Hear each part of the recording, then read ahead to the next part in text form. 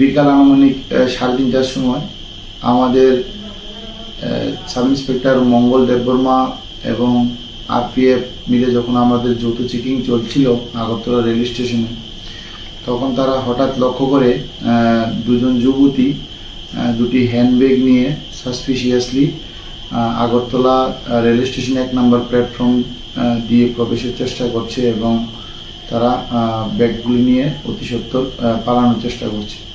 ইহা দেখে তারা তাদেরকে আটক করতে সক্ষম হয় 1 নম্বর প্ল্যাটফর্মে এবং তাদের ব্যাগগুলি তল্লাশি করে মোট 16 কেজি 530 গ্রাম অবৈধ গাঁজা উদ্ধার করতে সক্ষম হয় তাদের ব্যাগ থেকে, যার বর্তমান কালোবাজারি মূল্য হবে প্রায় 3 লক্ষ টাকা। জিজ্ঞাসায় উভয় যে ট্রাইবেল মহিলা, 2 মহিলাই ট্রাইবেল ছিল, ওই মহিলা জানায় যে তাদের বাড়ি পশ্চিম ত্রিপুরা জেলার লেফুঙ্গা থানার অন্দরে। আর তারপর আমরা তাদের কাছ থেকে এগুলি সিজ করি এনডিপিএস এর আইন অনুযায়ী এবং তাদের বিরুদ্ধে একটি সুনির্দিষ্ট ধারায় এনডিপিএস মামলা নিয়ে তাদেরকে অ্যারেস্ট করি এবং তাদের ইন্টারোগেশন করি।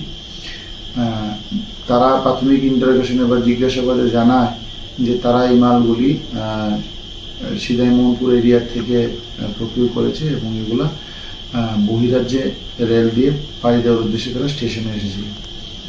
আমরা তাদেরকে কালকে মহামান্য আদালতে প্রেরণ করি।